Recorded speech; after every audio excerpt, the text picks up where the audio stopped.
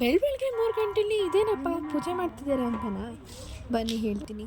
So ನಾವೀಗ ಕಾರಲ್ಲಿದ್ದೀವಿ, ಎಲ್ಲ ಕತ್ಲೆ ಕತ್ಲೆ ಏನೂ ಕಾಣ್ತಾ ಇಲ್ಲ.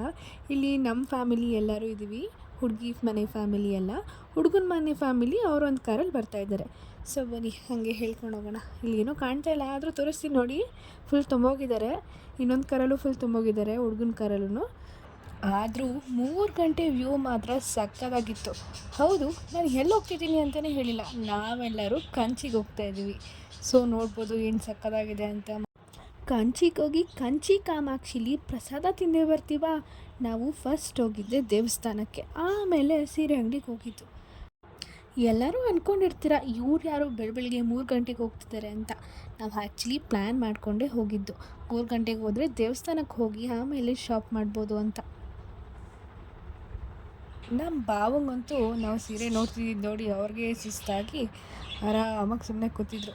ಆಮೇಲೆ ಸ್ವಲ್ಪ ಹೊತ್ತಾದಮೇಲೆ ನನ್ನನ್ನು ಆಡಿಕೊಂಡು ನಾನು ನೋಡಿ ಈಗ 1 ಅವರಲ್ಲೇ ಪರ್ಚೇಸ್ ಮಾಡ್ತೀನಿ ಅಂತ ಅವರು ಪಂಚೆ ತೊಗೊಳಕ್ಕೆ ಹೋದರು. ಅವ್ರು ಹೇಳ್ದಂಗೆ 30 ನಿಮಿಷಕ್ಕೆ ಪಂಚೆ ತೊಗೊಂಡು ಬಿಲ್ಲು ಆಗೋಯ್ತು.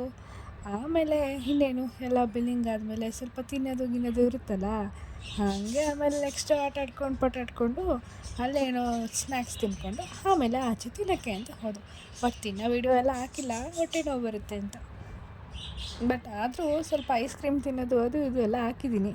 ಲಾಸ್ಟಲ್ಲಿ ಎಲ್ಲ ಹೋಗೋಷ್ಟರಲ್ಲಿ ಫುಲ್ ಸುಸ್ತಾಗ್ಬಿಟ್ಟಿದ್ದು. ಅಲ್ಲಿ ನಮಗೆ ಬಾಯ್ ಅನ್ನೋಕ್ಕೂ ಆಯ್ತಾಯಿಲ್ಲ. ಫಸ್ಟ್ ಮನೆಗೆ ಹೋದರೆ ಸಾಕು ಅನ್ನಿಸ್ಬಿಟ್ಟಿತ್ತು. ನಮ್ಮ ನಿಧಿಗಂತೂ ಫುಲ್ ಸುಸ್ತಾಗ್ಬಿಟ್ಟಿತ್ತು. ಬನ್ನಿ ಹೋಗೋಣ ಅಂತ ಫುಲ್ಲು ತಲೆ ತಿಂತಾಯಿದ್ಲು. ಸರಿ ಆಯಿತು. ಆಮೇಲೆಲ್ಲ ಬಿಲ್ಲಿಂಗ್ ಆದಮೇಲೆ ಎಲ್ಲ ಕಾರಿಗೆ ಬಂದಾದಮೇಲೆ ಬರೀ 5 ನಿಮಿಷಕ್ಕೆ ಎಲ್ಲ ನಿದ್ದೆ ಹೊಡಿತಿದ್ದಾರೆ.